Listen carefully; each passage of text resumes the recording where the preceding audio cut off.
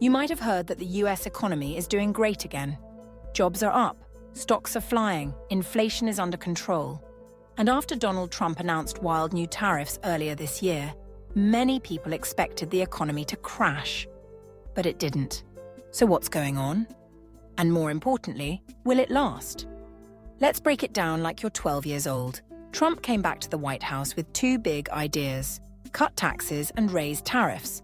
That means the government takes in less money from taxes, but charges extra on things imported from other countries. The idea was to make America more self-reliant and punish trading partners. But almost every economist said this would backfire. They warned about inflation, lost trade, and ballooning debt. And at first, they seemed right. On April the 2nd, Trump announced something called Liberation Day. He slapped a flat 10% tariff on everything coming into the US. He added even more tariffs using a weird formula no one fully understood. Markets panicked. The S&P 500 dropped. China hit back. Trade between the world's two biggest economies basically stopped. It looked bad. But then, the economy bounced back. Inflation stayed low. Stocks recovered. Even big institutions like the IMF and OECD started saying America could lead the G7 in growth this year. So how did that happen? Here's the secret. The damage was delayed. First, many businesses stocked up on goods before the tariffs hit. That gave them a cushion. Second, instead of raising prices, companies just made less profit. They didn't want to upset customers, especially if they believed Trump might change his mind again. Third, Trump did change his mind again. Some of the harshest tariffs got delayed or softened.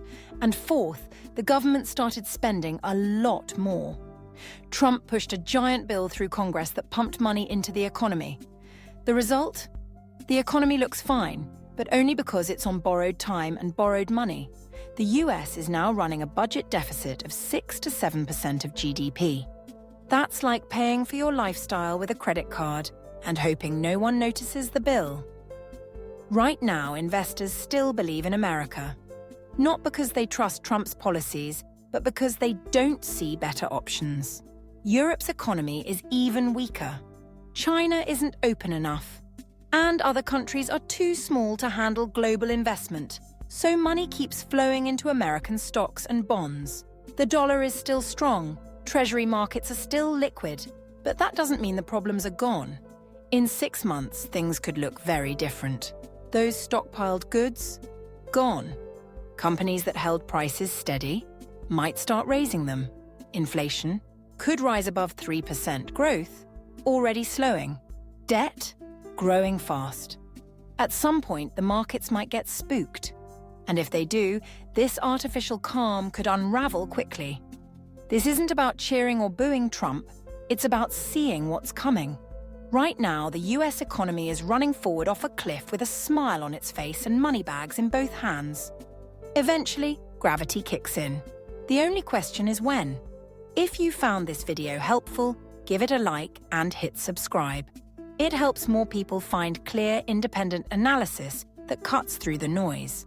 And if you want deeper stories like this, visit WesternRelations.com, where we cover the political and economic forces shaping the Western world.